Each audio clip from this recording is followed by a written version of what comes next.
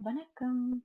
இன்னைக்கு நல்ல சாஃப்ட்டான, ஃப்ளஃபியான tea cake வீட்ல எப்படி செய்றதுன்னு பார்க்கலாம். இதுக்கு 4 முட்டை தேவைப்படும். முட்டையோட வெள்ளைக்கருவையும், மஞ்சக்கருவையும் தனித்தனியா பிரிச்சு எடுத்து வச்சுக்கோங்க. இப்ப வெள்ளைக்கருவ ஒரு பாதி அளவுக்கு பீட் பண்ண பின்னாடி, அதுல ஒரு 1/2 கப் பவுடர் சுகர கலந்து நல்லா ஸ்டிஃப் பீக் வர அளவுக்கு நல்லா பீட் பண்ணி எடுத்து தனியா வச்சுக்கோங்க.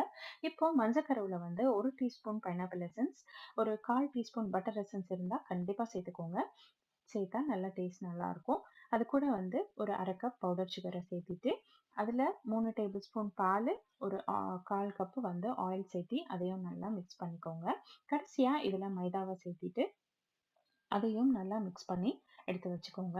இதுல திரும்பவும் 3 டேபிள் ஸ்பூன் பால கலந்து, நல்லா திக்கா இருக்கிற மைதால இந்த மிக்ஸ்ல கொஞ்சமா கலந்து அந்த மாதிரி மிக்ஸ் பண்ணி எடுத்தோம்னா, நம்மளுக்கு கொஞ்சம் சாஃப்ட்டா வந்துரும்.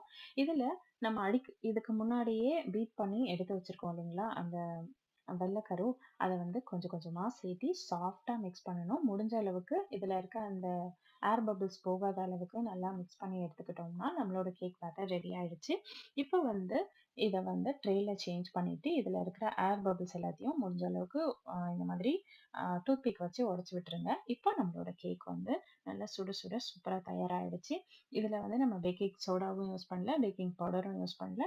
அதனால இது குழந்தைங்களும் நல்லா தாராளமா சாப்பிடலாம். பாருங்க எவ்ளோ சாஃப்ட்டா சூப்பரா வந்திருக்கு. ட்ரை பண்ணி பாருங்க. Thank you.